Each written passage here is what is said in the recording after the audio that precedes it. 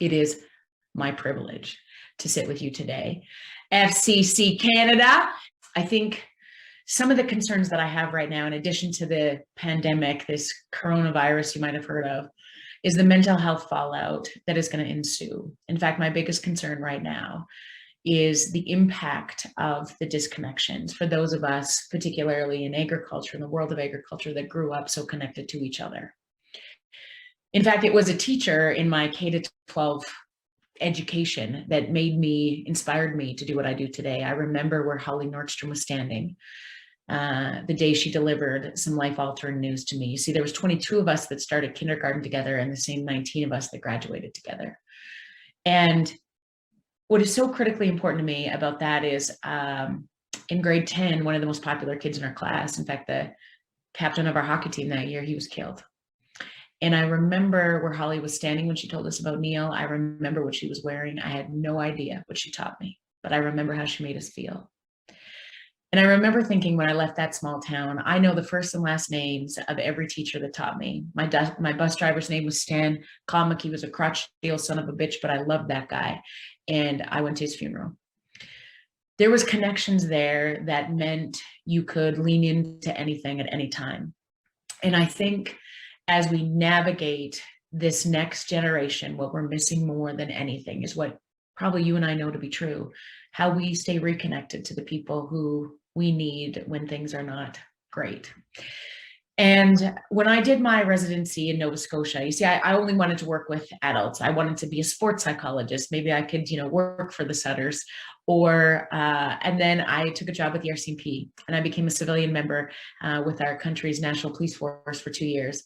And I realized a lot about trauma and what happens when you don't talk about the hard things and how very little we do to support our first responders in this country. And I decided I was going to take a job as a police psychologist. And it landed me in a residency that said, you have to do a rotation with kids. And I said, listen, I don't really even like kids. And then they said, you're kind of like when you have to, I think you'd be a good fit. And they weren't wrong. And I fell in love with these tiny humans, and I realized we knew less about kids and trauma than we knew about adults and trauma. And when I took my first job back here in Alberta, still trying to land that husband, by the way, at the Alberta Children's Hospital, I started to understand the importance of connection when we want to heal from hard things. In fact, the heart of all of the ways that you and I have been raised is really from a behavioral model, right? You make a good choice, you get rewarded. You don't make a good choice, you get punished. And at the end of the day, this worked exceptionally well a couple generations ago because we had one thing that our modern day relationships don't as much anymore. We had proximity. We had a closeness to each other. We lived in small, think about the square footage of the house that your grandfather was raised in and the square footage of the house that we were raising our babies in. We had proximity to each other. My father grew up in a one-bedroom house, 700 square feet, one bedroom, till he was 17. He and his two brothers slept on the living room floor. And what matters so much in proximity is that is how we know that we matter. That is how we stay connected. You and I are biologically wired for connection. In fact, if we disconnect from infants, they die. And when we were afforded so much more opportunity to just do it, even if we didn't have an emotional language, we were in the presence of others. We had many more babies than we do now because we didn't know how many were going to make it. We gathered on the weekends to see each other because we didn't have technological advances that allowed us to watch TV or, get on Netflix. We were excited to play cards with the neighbors. And I will tell you, if somebody died up the way, the first thing we did was we went. And we took the kids and we took all the friggin' gluten you can imagine and we gathered, sometimes with the body in the same room, to make sense of hard things. Now, here's what we knew, I think inherently in those generations that we're kind of forgetting now, is that we needed each other to get through the hard stuff. It reminds me of this quote by a dead guy who I really love. His name was Ram Dass. He said this: "We are all just here walking each other home." We are all just here walking each other home. And I love those words because it reminds me that none of us were meant to do this alone. In fact, the heart of those of us most successfully managing this world we do not, we have this skill called emotional regulation, which means how do we stay calm in times of distress? How do we not lose our minds? And it's interesting to me, you see, because as a psychologist, we learned a lot about behaviorism. How do you alter behavior? That way that we were raised. Yeah, you make a good choice, I reward you. You don't make a good choice, I punish you. And as I grow into this next generation of kids and I serve their families and our communities, I hear so many parents say to me, you know, I can't take away enough stuff from my kid to make him be kind. I take away his iPad and his phone, and he's still disrespectful. You know, kids these days, they don't know how to work. And here's what's interesting. I know a lot about kids these days. I have met many of them, and I've assessed and treated over 1,000 in this country, and I've never, not one time, met a bad one. But I've met a lot of kids who are disconnected. A lot of kids that, you know, I would hear my dad say, you know, just one look from his father, and he would know what that meant. And so many parents say this to me today. My dad looks at me like this, and I go, what? So much of this comes back to our proximity to one another, because inherent in spending more time with each other, we get to learn that we matter. We get to learn that we have people to lean on in times of distress. In fact, the data around this is interesting. Our grandparents looked at their children 75% more time than we do. Now, people say, oh my gosh, it's the technology that is messing us all up. I'll tell you, technological advances are lovely. They're lovely. We can now, I mean, the things that we have come, that we made advances on, even, you know, in our agricultural sector have been massive. The amount we can produce, sustainability that we sort of have created with technological advances are things that are amazing. And the issue isn't about technology, it's how we use it that becomes the problem. Because it will always be the hardest thing you and I will ever do is look at the people we love. And here's what's remarkable to me. You see, in order to survive, we have to have relationships with each other, but it will remain the hardest thing we ever have to do is look at each other. And it's interesting when I say that to people, they're like, no, I love to look at the people I love. Listen, there's this great data that come out of Singapore a couple of years ago that I just love. It's called the 4 minutes of connection. This fellow named Anand started this research.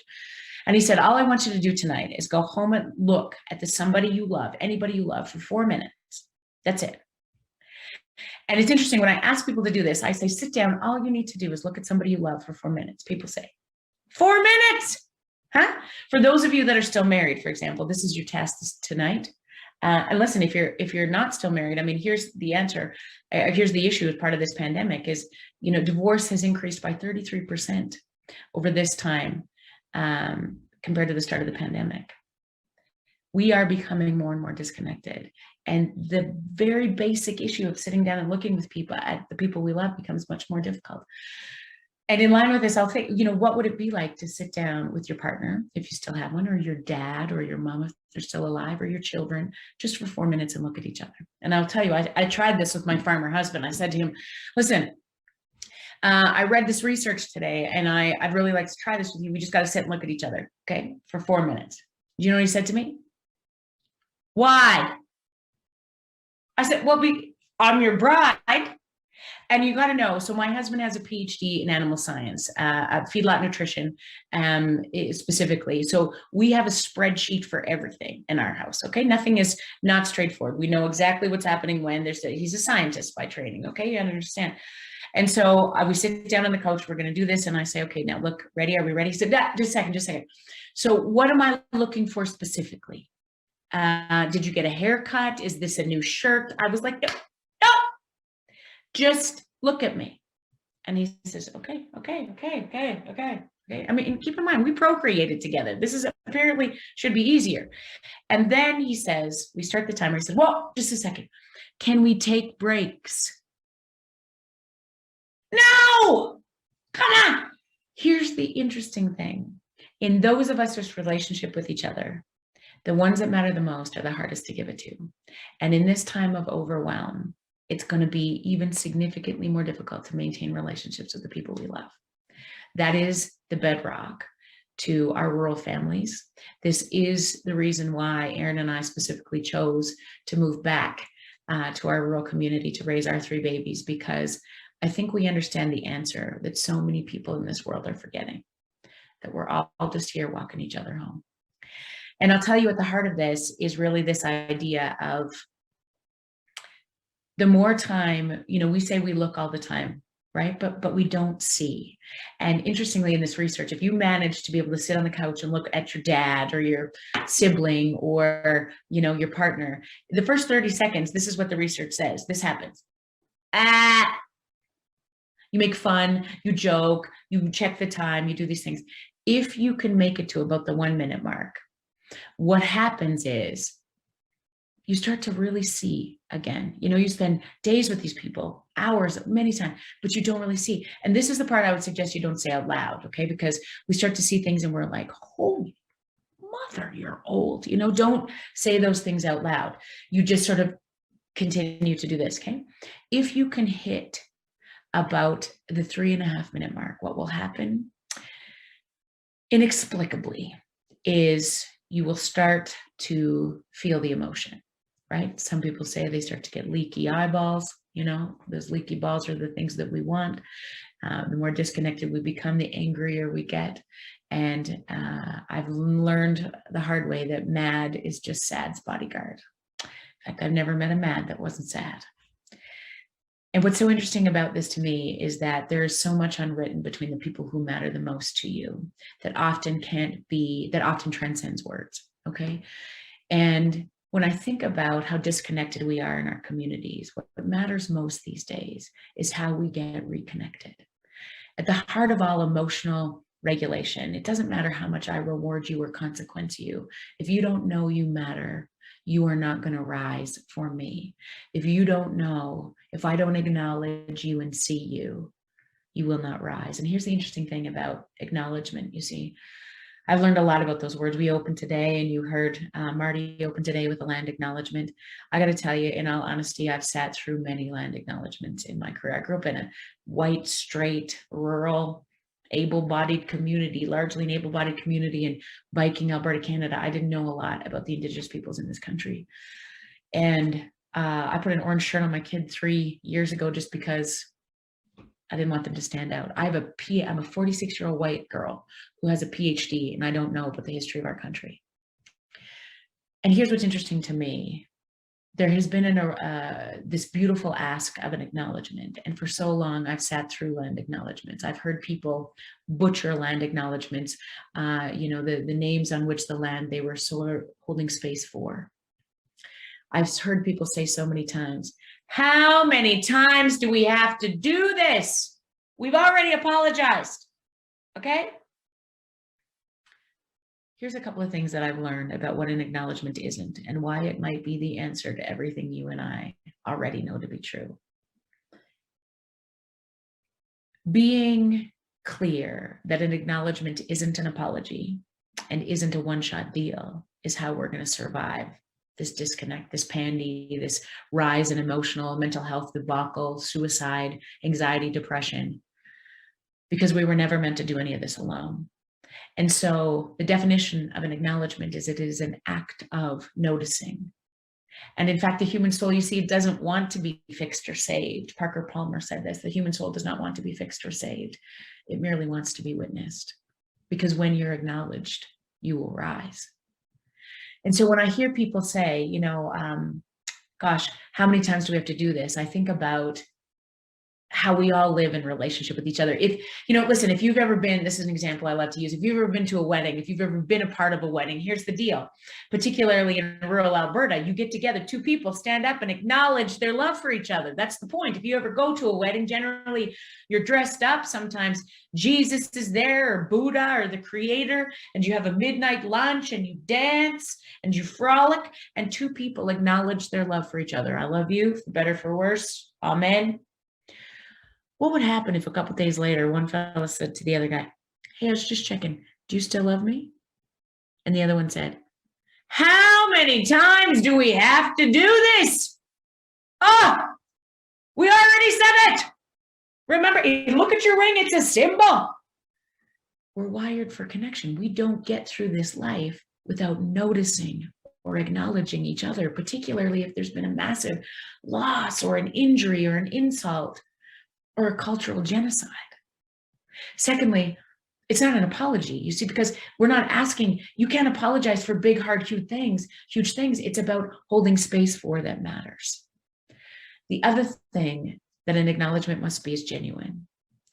What happens to you when you're out in your community and somebody comes up to you and says, let me give you an example. If, for those of you who have children, if you're frolicking at the hockey rink and somebody says, hey, can I talk to you for a second? I just got to tell you, your son is amazing. I watched him in the ring the other day with his 4-H heifer, and he was so helpful to everybody else. There's something about that kid, Dad. I just wanted you to know. What happens to you? I will tell you is that typically if it's your kid, you want to make sure they got the kid right. So, because you don't want them to be like, oh, sorry, somebody. So you confirm the name of the, you're like, his name's Evan. You're like, yes, I know who your kid is. He was there. What happens when we are acknowledged, when we notice each other, is our voices go up a couple of octaves and we lean in. Oh, hey, I like your mask. Here's the power of not only connecting in our communities, but reconnecting. Because right now, I will tell you, when emotions get big, when we get emotionally dysregulated, when we lose our friggin' minds, we get more divisive in our thinking, and we get more irritable and less tolerant of other people. If I can tell you about the most dysregulated kids I've ever seen on the planet, the ones who are kicking, hitting, biting, screaming. If you want to think about emotional regulation, think about the last time you've ever seen anybody in a bar fight, for example. They lose their words, and there's maybe police involved and people are holding them back and they don't even know. That's emotional dysregulation. You're into fight, flight, or freeze. And when people are significantly mentally ill, they get back to this sort of very basic premise of operating in fight, flight, and freeze, completely emotionally dysregulated. What I know is on board for people who are completely emotionally dysregulated are these three things: uncertainty, fear, and no end in sight. Uncertainty, fear, and no end in sight, maybe no plan. Okay, so there might be a plan for that particular kid or that person, but they don't know it. Okay, so it feels uncertain. Now think about the three components of a global pandemic: uncertainty, fear, and no end in sight. So wait. So as a globe, we have been in a state of heightened arousal for almost 2 years. We have been dysregulated. What does a kid look like when they've been dysregulated? What does somebody look like at the end of a wicked bar fight? Where are they irritable? Where are they exhausted? Where's their capacity for empathy or kindness or compassion? It's gone. And in so many of our communities, what I hear so much all the time right now is, I'm just tired. I'm done. I'm exhausted. I've seen people lose decades-old friendships around the idea of whether you wear masks or not, whether you get vaccinated or not. We become more divisive and lose our capacity for gray, for empathy, for kindness. That's where all the good stuff lives. And I can tell you the fallout is around mental health. Our highest rate of suicide in this country right now are middle-aged men, primarily those who are agricultural producers and our service providers. And here's the deal. In order to stay connected, we need an emotional language. We need to think about how we reconnect our communities, our agricultural families. The women in agriculture have a huge piece of my heart right now, because what we need at the table is an emotional language, an ability to come back together in communities and in service to each other. And we say this to people all the time. Okay, so what are some of the things we can do in the next days, weeks, and months? I'll tell you, I got a couple of good ideas. I want you to think between now and maybe the holidays that every time you come to a stop sign or a stoplight, I want you to wave at the next fella like you're drunk, okay? Maybe like this, huh? Like that. Now, my husband currently waves like this. He's a farmer. If he knows you, he's very excited. He's two, okay? I want you to think about reconnecting to the people in your community. What happens, two things, is that we get regulated in that emotion. We get stable again because we start to notice other people. We get less internally focused on all the things that are not going well for us. And we start to notice each other. Even if it's 1 or 2 times a day, I'll be happy with it. I want people in your community to be like, what the heck's going on? Oh, Marty, you seen him? Every time I stop sign, he's waving. Something's happened. Exactly. Let them talk about you. The other thing I want you to think about is really this idea of giving it away, not only in the waving component, but if you have any capacity to buy coffee for the person behind you, to make eye contact at the hockey rink. When we are most overwhelmed, this is the first thing that goes, is those abilities to look, not only look, but to see.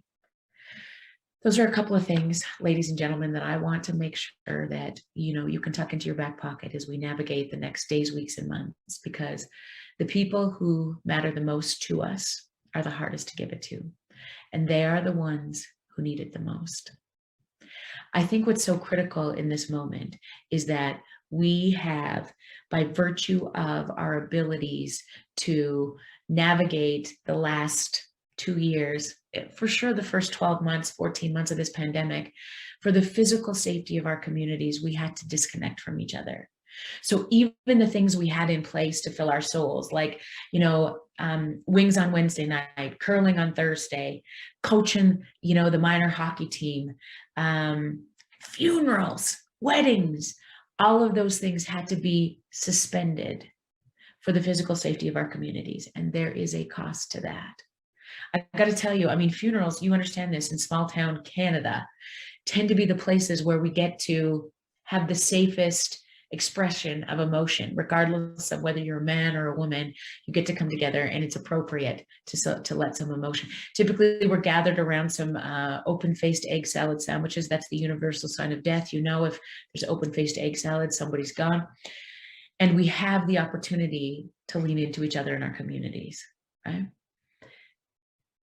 Because of this virus, in addition to the significant disconnect that was happening before, we've expedited my concerns and the concerns generally in this country about mental health and disconnect. The answer, my friends, is not in any senior leader. It is not the prime minister, a CEO, a director is not going to come up with the answer. It is up to you and me to do the next best right kind thing. And I want you to think about how powerful you are in this moment of just acknowledging the people you're walking home with. If you want your babies and your communities to be better as a result of this, let this be the time that great leaders like you and me emerge in this process. I know Peter's going to talk about leadership, his experience in this country, and I cannot wait to hear, how his take on this really matters, because he's led this country for a little longer than me. But it always comes back to relationship and connection. And we know how to do this in agriculture. We made many business deals on handshakes alone. We show up for people that we haven't seen for years. We would take the shirt off our backs. That's what we need to get back to the good old days, to know that we matter, that you matter, I matter, that we look at each other, that we light up, that we wave to our neighbors, that we go when things are hard. And things are hard. We got droughts and floods, and we're stepping into a season that is going to call for great leaders. And typically, in a crisis, great leaders will emerge. I have never been more excited to be alive than I am in this season. You want to know why? Because the bar is so low. Right now, next best right kind thing. You have everything you need to do it. And I cannot wait to answer any of your questions that you might have about that before we jump into Peter. But I am just so honored to sit with you today, FCC, because people just like you raised people just like me. Oh, what a great message, Jody. Thanks so much. And I just love your energy around this whole topic. I'm still back in my small town four-way stop, kind of envisioning myself with the big Christmas wave, and now nobody will move through the intersection because they're wondering what I'm up to, but I'll stick with the two fingers as baby steps. Now, if you have questions, feed them in the Q&A box, and my team's fed me a few, and keep it coming, guys. And Jody, as you were talking, I had a question that came to mind, and this is around the communication piece, and you are clearly an extrovert, or I'm making the assumption that you might be pretty outgoing. Does this communication exercise play out the same for someone that might be more introverted in terms of how they communicate? And then how do I work with somebody that might be opposite to me in communication style? Yeah, I'll tell you what. I mean, one of the greatest light ups that has ever happened to me happens from my father, and it's not about how you do it. It's not about how you do it. It's if you do it. One of the greatest measures of my success all the time would be to get the light up from my dad, and I'll give you a demonstration. You got to watch really closely. Okay, this is what it looks like. And that means everything. Okay. I got a PhD. I can play the guitar. I got 3 healthy kids. We're coming home for Christmas. He's standing in the back of a stadium with 10,000 people. I got a best-selling book. And I say, Dad, what do you think? And he does this. Proud of you, kid. Oh, that's it. That's it. That's all I need. So it's so not about how you do it. It is if. It's doing it on purpose, deliberately, purposefully. And just really, I hope, anybody watching today, I just want you to know how much you matter to so many people. And our only job is to give it away with whatever you got on any given moment. And I promise you, it can not only change a life these days, Marty, it could save it. What a great response. I'm going to take a question now from our Q&A box. And so what's the best way to tell those people around you that they need some extra support, or maybe how patient fits in? But I'm wondering, how do I communicate with someone that I think might not be at their best to help them see this so they can seek the next steps? Yeah, it's so interesting. You can't tell anybody how to regulate emotion. You got to show them. And I'll give you an example of this. So often we say to people like, oh, come on, smarten up, or calm down. Come on. What matters the most, I think, is leaning into conversations where we wonder about what might be happening. And so much about this is when people get frustrated or overwhelmed, instead of trying to fix it, there's sort of 3 turns of phrase that I sometimes have to use, particularly when I don't want to use them the most. But when somebody I know is hurting or upset or they're frustrated, they come in the door, they've kicked the ever living love out of a chop pail, and they come in and they're like, frustrated. And instead of wanting to fix it, I want to say, like, what's wrong? Come on, you're fine. What's wrong with you? Here's the thing that helps me quite often. Tell me more. And I often typically don't want to use those words, because I don't want to know more usually. But I know that unless I figure out and hold space for what might be going on there, I'm not going to know it, because we usually want to fix it. Tell me more. Sometimes, what's the hardest part? I use that with my kids all the time. What's the hardest part? And I often, as a leader, I ask this a lot. What am I missing? And when there's big emotion or frustration or something's going on, it really is inviting those conversations, usually over a cup of coffee or eat. Listen, we can't be dysregulated and chew and swallow. It's biologically impossible. So our grandmothers, our babas, they had this so right. Let's come eat, come sit, come eat. And then you have the hard conversations. Yeah. You then sink into, is everything going okay? I noticed this. Tell me more. What am I missing? Sometimes you can just open up that space to figure out, okay, now what do we do with it? Yeah, I love that. I think those types of tips, I had a note to myself to ask you about when someone's really upset, how do I unpack that to figure out what they're sad about? And so if tell me more gets there, what a great technique. I have another question here from the floor. And so this is really wise. So what would you recommend as a daily habit that I could put into practice to keep me emotionally healthy and well? Oh, I love that. Okay. The one thing that I think there's so much, talk about this, about gratitude. Okay. And I will tell you, I don't understand about yoga and meditating. I mean, I'm a farm kid. I got stuff to do. This is a waste of time to be able to slow things down. But I will tell you, the data around this is amazing. If you just find 30 seconds of stillness in a day. So you can be in a tractor, you can be in the barn, you can be driving in your truck, you can be on, the way to the next feed sale, like whatever the deal is. Think about, even if you have to put it on your timer on your phone, 30 seconds, and you just be still. And in that moment, it's about what is going well. What am I thankful for in this moment? Right? And I'll tell you, it is so hard to do. That's why it's called a practice. So just like your golf swing or your wrist shot, if you don't practice them, you're not good at it. And similarly to this idea of pulling in stillness or gratitude, or, I mean, if you want to get fancy and call it meditation or yoga, all of those things kind of freak me out a little, but I think I can handle the idea of just being still for 30 seconds, I'm sorry. And then if you can expand on that, if you can set that timer a little bit longer, then it serves you well, because I'll tell you, our brains are always so busy. We are typically in this world of agriculture preparing for the next bad thing. Rarely raised by a group of farmers that I hear people say, oh, it's going to be a good year. We are always waiting for the next shoe to drop. And there's evidence to suggest that many generations ago, we needed to do that. Be ready for the worst so that you plan for it, so that you're ready for it. But the issue is when we're planning for all the bad stuff, what we typically miss is the good stuff. And so a deliberate sink into joy or gratitude or stillness or whatever it is, even at 30 seconds, that's all you need to do. I promise you it'll fundamentally change the way you show up in the world. All right, our next question. I think this is a really clever question as well. And so what guidance do you have for our kids or our teenagers to help them re-engage? I have 2 kids that are immersed in their phone, maybe disconnected from their friends. I need a little help. Oh my gosh, I love it. You got to meet them where they're at. And here's the issue. When you show genuine interest in the things that other people care about, they love you. So, when you go meet with a farmer, or you have a conversation about, like, tell me about this. Where'd you grow this? Tell me what you heard. What's the deal? Sometimes we're not genuinely interested in those things, but I'll tell you they are.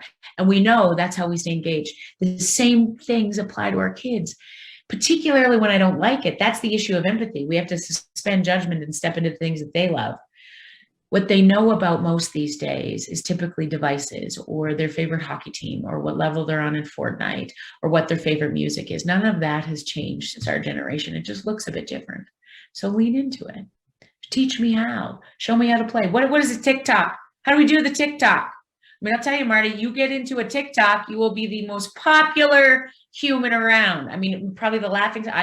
I am not a very good TikToker myself, and my children enjoy the debacle that is when I attempt to engage in those things. But it really is particular. You're not going to love it. You're not going to love the things that they love, because we're in such different spaces. It doesn't even mean that you condone, support, or believe it. But when you show genuine interest and you dive in, that's where we get our most power with our kids. Oh, what great advice, Jody. And I actually have done the TikTok thing with my kids. To your point, it is a huge connection. Conversely, 2 days later, I'm yelling at them, what's that racket that you're listening to on the radio? I'm having deja vu from my childhood. We just have a few seconds left. Maybe my last question about, I don't want to run through this too quick, because I think it's important, is the question's really around, when I confront someone who has a short fuse or is wired up, is how do I diffuse that in a way? I mean, what advice do you have for our question here on the really short fuse escalated moment? Okay, less words, because if you can't produce language, you can't process it. And so telling somebody to calm down typically isn't helpful.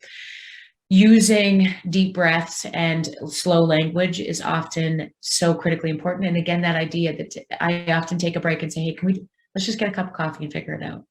Can I get you a glass of water? No, just a sec. Let's figure this out one step at a time. Sometimes that space is necessary, but in order to work through the hard stuff, it is always about re-engaging. So I would say, for the sake of time, the short period is, if I can get eyes, if I can slow down the voice and the emotion, I'm going to get that prefrontal cortex flipped back into place, which means I'm going to get back to the logical, practical, emotional side of the people I love. When people are calm and use their words, that's who the people you love are. When they flip their lid and lost their friggin' mind, they're in a primitive state of fight, flight, or freeze. That's emotional dysregulation. Our job before we try to be logical or practical is to get that back in place, slow down, and then you address the problem. All right, Jody, I'm going to have to wrap things up there. Thank you so much. Lots of sage wisdom in all of your thoughts. And so thanks again for joining us today and making Canadian agriculture better. Thank you. Such an honor.